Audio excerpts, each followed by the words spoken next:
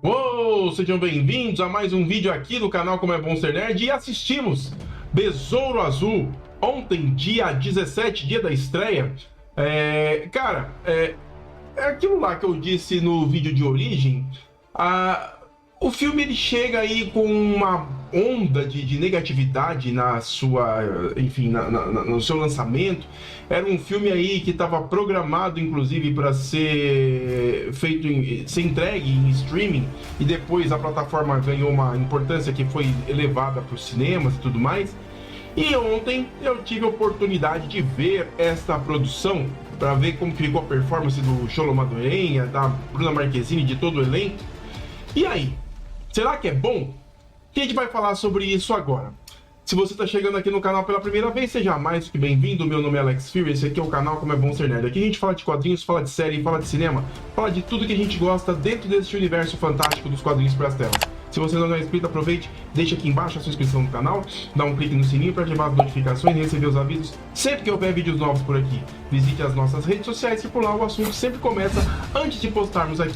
E claro, compartilhe o vídeo com seus amigos e principalmente deixe o seu like e o seu comentário, porque eu quero saber se você foi assistir o Besouro Azul, se você ainda vai assistir. Porque esse vídeo, galera, como eu disse ontem, esse vídeo vai ser com spoilers, né? Eu vou falando e porque assim, é uma produção que eu vou dizer para vocês, ela estava fadada ao fracasso, né? Inclusive, se a gente for fazer um levantamento aqui sobre DC, a gente sabe que a empresa não tem apresentado bons resultados. Inclusive, os dois últimos grandes flops foram o Shazam e o próprio Adão Negro, né?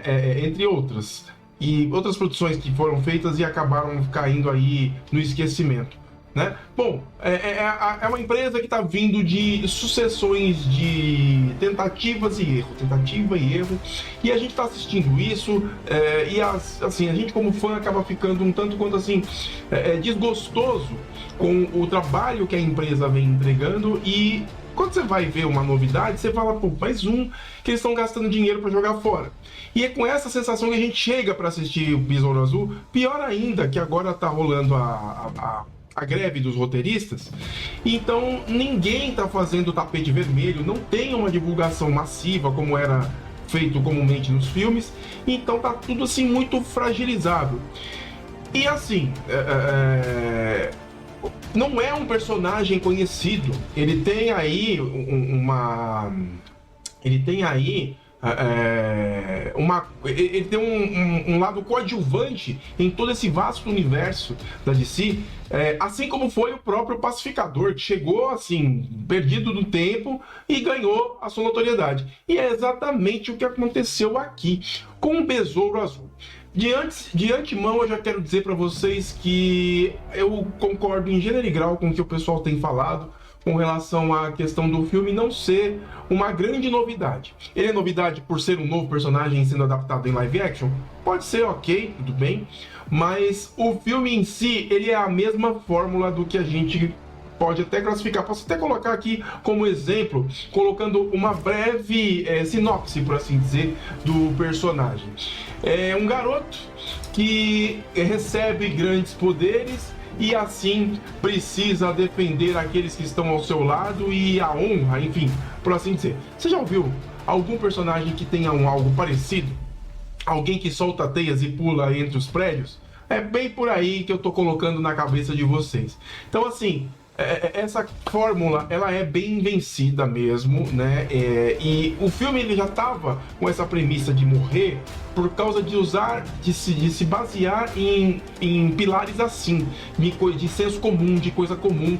E assusta, porque, como eu disse no começo do vídeo, a DC vindo de uma série de decepções, por assim dizer, entregar uma coisa genérica, era claro que seria uma tragédia anunciada, Mas na verdade o filme surpreende porque, apesar de toda a mesmice, tem elementos que sobressaem e fazem com que a história fique um tanto quanto interessante.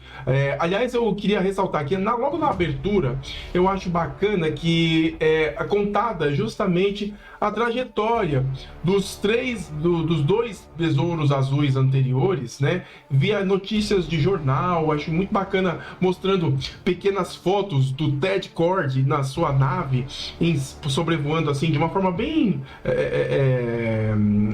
estática, nem estática, mas é aquela foto sem qualidade no jornal que eles conseguem tirar de longe, né? Do besouro azul pendurado na corda por baixo da nave, né? Sendo taxado como salvador de Panamera Bay, Panamera City, né? Que é o nome da cidade que eles vivem.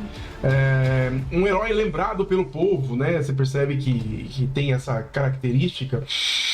E assim a história começa com essa base, né? E, obviamente, quem é o Escaravelho, onde está o Escaravelho, e logo de início a gente tem esse primeiro encontro, que é a Susan Sarandon, junto com a Secla, né? Com o seu, seu capanga, o seu capataz, que é vivido aí pelo Raul Trujillo, que faz aí o Carapax, né? Que é o Tenente Carapax, que ela reconstituiu depois de um acidente de guerra, usando partes biomecânicas no corpo dele, e ele acaba se tornando aí não só apenas o seu segurança particular, mas também um futuro de esperança para o poderio bélico que ela está construindo. E obviamente ela quer construir isso daí usando a energia do Escaravelho, que está sendo buscado dentro de um invólucro que eles encontraram em um determinado lugar aí, para levar para as empresas Cord e usar da energia desse artefato e fazer com que toda essa nova investida bélica das empresas Cord sobre os olhos da Victoria Cord, vivida aí pela Susan Sarandon, aconteça. Então, assim, já abre desse jeito, né? Fazendo essa brincadeira, esse remonte de histórias, como eu até contei pra vocês no vídeo anterior, falando sobre a origem do personagem. Eles brincam com essa coisa da origem lá toda vez eu esqueço o nome do primeiro Besouro Azul. Mas, enfim, desde a origem até o Jaime Reyes, né? E assim vai, né? E o Jaime Reyes, né? Não importa a forma como vocês preferirem falar, ele é um estudante que chega aí depois de um período que esteve fora. Quem bancou os estudos dele foi a família. Ele já chega na cidade todo orgulhoso, né? Com o cap, né? Com o chapéu lá da beca que ele usou na formatura, e já achando que vai estar tudo bem. Só que a família está quebrada, o pai teve um ataque cardíaco. E a família dele, apesar dos pesares, são todos muito unidos, são muito próximos. E esse é o tempero da história. A família é muito comum, a gente pode até se espelhar, eu pelo menos espelho na minha, né? É aquela coisa muito simples, né? Aquela coisa do povo falar alto, aquela coisa do povo fazer piada com tudo, para falar fazer piada. Eu quero destacar aqui o George Lopes, que faz o tio Rudy Reyes, né? Que é um figura, cara. Ele é um figura, ele consegue conduzir a história assim de um jeito tão irreverente e leve que dá um outro clima, apesar de tanta mesmice dentro da estrutura da história, né? Entre eles, né, o pai, né, do Jaime Reyes, que é vivido aí pelo Damian Alcázar, que faz o senhor Alberto Reyes, né? Um homem que trouxe a família e deixa isso bem claro ao longo da história, né? Inclusive deixa marcas aí da cultura mexicana que busca uma vida melhor, tentando atravessar as fronteiras americanas e sofrendo até o risco de morrer. Ele é o cara que se arriscou pela primeira vez e ele conseguiu chegar aos Estados Unidos, trabalhou de todas as formas possíveis para juntar uma grana para finalmente trazer a família para perto. É muito bacana como eles contam essa história e o quão importante isso se mostra, dando mais estrutura, mais razão para o Jaime Reyes ser quem ele é, né? Outra personagem muito bacana na história que é vivida pela Adriana Barraza, que é a Nana Reyes, que é a avó do do Xolo Madureira, do Jamie Reyes, né? E ela é uma senhora que aparentemente você não dá valor nenhum para ela tá lá sempre fazendo costura, usando os retalhozinhos dela, na maquininha dela lá, e ela tem um passado que é apontado num determinado momento da história, um passado de guerrilheira, que é ela, inclusive, na hora que a família está fragilizada com tantos eventos e tudo mais, é ela que une todo mundo e fortalece ao ponto de não deixar ninguém sequer derramar uma lágrima antes de resolver o problema. Muito bacana como isso é colocado. Outro personagem que aparece na história, que eu achei muito bacana, que é a irmã do Jaime Reyes, que é a Milagro Reyes, que ela faz a irmã que, tipo, vive a realidade. Não temos grana, a gente tá assim mesmo e eu vou falar na cara, porque é desse jeito que tem que ser, a vida é assim. Então ela não tem muito sorriso, ela é uma pessoa sempre, não vou dizer pra baixo, mas ela é uma pessoa que não tem papas na língua quando tem que jogar a realidade na sua cara. E ela faz isso o tempo todo e o pessoal meio que manda ela calar a boca pra não desanimar o Jaime antes de saber todo esse problema que a família vem passando. Falar em família também tem a mãe do Jaime, que é vivido pela Elpidia Carrillo. A Elpidia Carrillo, para quem não se recorda, eu vi o rostinho dela e falei, eu já vi essa moça em algum lugar. A Elpidia Carrillo foi aquela moça que ficou junto com os guerrilheiros do Arnold Schwarzenegger lá em O Predador, o primeiro filme, exatamente, aquela mocinha que fica lá com o sangue do Predador na roupa e tudo mais, né? E agora ela é uma senhora, tá aí fazendo o papel de mãe do Jaime, né? Outra personagem que aparece, quer dizer, não aparece, mas dá-se a presença, que eu até falei no vídeo anterior que a roupa do Besouro Azul tem um quê de Jarvis, né, que fica conversando com o Jaime o tempo todo, é a Kadida, né, que é justamente o nome dado ao brado retumbante que a versão anterior a ele usava para invocar os poderes do besouro. Ela é, na verdade, a voz que fica dentro da simbiose que está dentro ali do escaravelho e acaba entrando em conexão neural com o Jaime, né? E quem faz o papo, quem faz a voz dela é a Beck G, que faz aí a voz da Kadija, né? Muito bacana esse grupo. Dentre eles também não podemos esquecer, não menos importante, aliás, muito importante, uma das pessoas que segura a história, apesar de não ter falas tão contundentes e momentos tão eletrizantes, por assim dizer, mas eu tô falando da nossa querida Bruna Marquezine, que faz o papel da Jenny Cord, que é a filha do Ted Cord, o segundo Besouro Azul. E o legal, cara, que assim, é o que eu falo, cara, o ator brasileiro, ele tem outra pegada, é diferente, cara. A gente percebe que até em pequenas coisas eles conseguem fazer o melhor, cara, o melhor. Assim, ela teve cenas emocionantes, principalmente no momento que ela tá lá conversando com o Jaime, quando eles vão lá pro esconderijo do escaravelho e tudo mais. Tem um momento que ela tá lembrando da família, que os dois estão falando de família, né?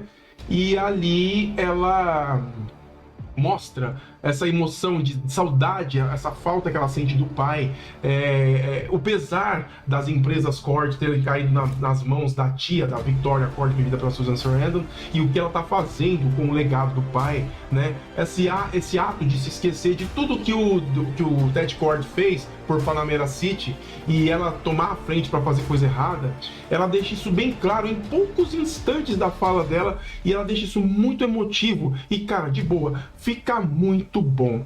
E assim, nessa hora você vê que quando a gente separa os homens dos meninos e ela é gigante do lado do Xolo Madureira. Ele fica pequenininho nessa hora, eu falo, meu, você tem que tomar muito Todd para chegar nesse nível de interpretação. E ela faz muito bem. Não diminua a apresentação do Xolo Madureira, porque, vamos falar, em Cobra Kai, apesar de eu gostar bastante da série Cobra Kai, ele tem um papel, assim, muito à margem. Aliás, eu não vou dizer nem à margem por não ter importância, porque ele é um dos protagonistas da série. Mas a forma que é dirigida a interpretação dos atores é ridícula. É pior que Sessão da Tarde. O negócio é muito ruim. Mas eu gosto. Apesar dos pesares, eu gosto. Mas merecia, sim, algo mais. E o Xolo Madureira teve essa oportunidade agora no Besouro Azul e ele traz, cara. realmente ele traz esse peso do personagem que acaba de receber um dom e ele, obviamente, fica no alvo de grandes empresas e ao mesmo tempo não sabe muito o que fazer com aquilo. E falando dele com o Escaravelho, eu achei muito bacana como que essa simbiose mostra como o Escaravelho tem aí uma linha de aprendizagem com o hospedeiro. Quando ele se funde ao Jaime, você percebe que a todo tempo ele tem um módulo combate ativo o tempo todo. Toda vez que ele entra em conflito, ele tem um módulo combate sempre ativo. Principalmente aquela cena que vocês viram no trailer, que ele coloca as asas translúcidas azuis e divide o busão no meio. Ali é no modo de defesa. Ele tem que defender o hospedeiro o tempo todo. E o legal é que o Jaime, nos momentos de conflito, de combate, ele sempre fala: atira, mas não atira para matar. Atira só para afastar, não machuque ninguém. E o módulo de combate lá forçando, não, tem que machucar, tem que eliminar a ameaça. E ele sempre freando, justamente para evitar que o pior aconteça. Só que chega num determinado momento da história, principalmente quando o Jaime entra em combate lá com o Carapax, que acaba absorvendo a energia do Escaravelho e aprimorando uma armadura que eles estão trabalhando lá nas empresas Cord, que é o OMAC, né? Aliás, o OMAC faz parte do cânone da DC, né? É um personagem, inclusive, né? Que é apontado nas histórias. E aqui eles colocam o OMAC como uma armadura simbiótica que amplifica os poderes do ser humano, fazendo com que ele se torne uma arma superior, intransponível. E assim, esse combate do Besouro contra o Womack, que está fazendo parte do corpo aí do Carapax. E essa briga dos dois, vamos combinar, eu esperava aí outro filme feito pela mesma equipe de efeitos especiais do Flash. Um fracasso, algo assim, principalmente por Besouro Azul, uma coisa assim tão, né, à margem. E pasmem, os efeitos são, desculpa, YouTube, são foda, cara, é muito bem feito. Principalmente a roupa do Jaime, né, que o uniforme, cara, é cara crachá, não dá pra tirar nem pôr, é perfeito, é o que tá nos quadrinhos, é o que tá nas telas. E, claro, obviamente, com detalhes mais realistas que só aprofundam e engrandecem ainda mais o visual da armadura, né? Que armadura bonita que ficou na versão live action do Besouro Azul. Então, nos momentos de combate, como eu estava dizendo, a armadura sempre tinha esse módulo de atacar. Só que nesse momento, depois de todo o filme ter passado, obviamente, para quem é esperto que está assistindo o filme já vai sacar que eles têm essa ligação neural, física, entre a máquina e o hospedeiro. Obviamente ela vai aprender com ele. E dito e feito, no momento em que o Jaime está totalmente possuído de ódio, depois de ele ter perdido entes queridos, depois de ele ter passado pela pior pressão que um jovem da idade dele poderia ter passado, no momento em que ele ia extravasar todo o seu ódio e fazer a coisa errada, a armadura diz para ele não fazer aquilo, porque eles não matam ninguém. Eles, a armadura e o Jaime. Então, sim, essa simbiose se configura nesse momento a partir de quando um é a voz da consciência do outro, ou seja, os dois fazem parte um do outro. Muito bacana como isso é mostrado, né? Um destaque que eu quero colocar aqui é quando a gente vai revisitar o passado dos quadrinhos desse personagem, indo até a mansão Cord, quando a Bruna Marquezine usa uma espécie de relógio, que é uma espécie de chave que abre as comportas onde fica o esconderijo do Besouro Azul. E quando a gente adentra esse QG, é bacana porque você vê lá, você vê a roupa do Dan Garrett, eu lembrei, né, do Dan Garrett, e você também vê do Ted Kord, todas as roupas ali. Só que tem um manequim ali, em específico, que esse daí eu queria até comentar aqui com vocês. Tem uma hora que a Bruna Marquezine fica parada na frente dele, olhando só pra ele. Eu não sei se a DC, se esse filme efetivamente for ganhar a notoriedade que espera ganhar, se ela vai ser uma sequência da história e vai ter uma presença super-heróica na pele da Jenny Cord. Porque ela ficou olhando para esse manequim, talvez ali seja um experimento de uma futura armadura para ela, assim como o próprio Hank Pym fez para sua filha, né? Enfim. Agora a gente tem, no meio de tudo isso, a vilania, né? Então a gente tem aí dois vilões da história, que é o Carapax, vivido pelo Raul Trujillo, e a Victoria Kord, vivida pela Susan Sarandon. Qual que é a importância desses dois? Praticamente irrisória. Eles não dizem a que vieram, cara. A não ser dos momentos de batalha por ter batalha, porque tem que ter, obviamente, na história. E a presença ruim da Susan Sarandon não convence, cara. Tá certo que ela é uma mandante, é ela que dá as ordens para fazer tudo, é ela que dá o caminho, mas ela não tem o mesmo gás que a Bruna Marquezine tem. Tem um momento que elas trocam cena que a gente vê a superioridade da Bruna Marquezine contra a Susan Sarandon, meus amigos. Exatamente. Ela que fez aí o Óleo de Lorenzo, para quem não assistiu esse filme lá, e outros filmes indicados ao Oscar, não consegue superar a nossa Bruninha. E ela manda muito bem. A Bruninha tá que tá nesse filme, galera. E eu espero que esse filme ganhe a repercussão necessária para ele seguir adiante. E por falar em seguir adiante, vocês querem saber se o filme tem cenas pós-créditos? Sim, tem duas. A primeira cena pós-créditos, ela é justamente no QG, ela acontece no QG do Besouro Azul, quando depois que eles usaram o local, religaram, estava tudo desligado há muito tempo, que inclusive quem religa o lugar, quem faz tudo funcionar mais uma vez, é o Rudy Reyes, o tio do Jaime. Ele é um cara que manja muito de consertar as coisas, de tecnologia. É até um tanto quanto exagerado para um personagem que vive à margem, né? E conseguir ter um acesso a tanta coisa e conseguir burlar sistemas que são extremamente superiores só com meia boca de tecnologia. Isso é uma coisa até que eu queria colocar que está um tanto quanto exagerada. Mas é ele que religa o QG e depois, nesta cena pós-créditos, o QG, obviamente, não tem ninguém lá, ele começa a funcionar as coisas e a gente vê que uma transmissão no telão começa a acontecer. Não mostra o rosto da pessoa e aí uma voz diz assim: quem ligou esse aparelho, por favor, mande uma mensagem para Jenny Kord. Seu pai está vivo. O Ted Kord, o segundo Besouro Azul, está vivo. Da roupa clássica dos quadrinhos, ele está vivo e assim fica anunciado, justamente para dar uma ideia de que, se esse universo se expandir, já existe um plano para ele continuar a partir desse gancho aí. E a gente vai ver o que acontece desse contexto. Bom, basicamente, um dos momentos que mais me chamam a atenção também é a presença familiar. A presença familiar e principalmente como que os diretores do filme valorizam bastante essa coisa da cultura latina, por eles inclusive serem, né, diretores, o diretor ser latino, né? Quem dirige esse filme é o Ángel Manuel Soto, né? E ele entrega pra gente o melhor desta cultura mexicana e o sofrimento que essas pessoas vivem em uma sociedade americana onde eles são colocados à margem de tudo. Isso fica claro na fala principalmente da irmã do Jaime, que ela diz que a evolução tá lá e nós somos aqueles que limpam a sujeira, a gente que faz o serviço bruto daqueles que estão evoluindo e ganhando dinheiro. E daqui a pouco nossa casa não vai ser mais nossa, porque eles vão tomar da gente. Inclusive, esse é o grande drama da história. Eles vão perder a casa porque não tem mais como pagar o aluguel, porque tem muita gente que não está trabalhando, não tem oportunidade de trabalho e os poucos que trabalham não dão o suficiente para poder cobrir.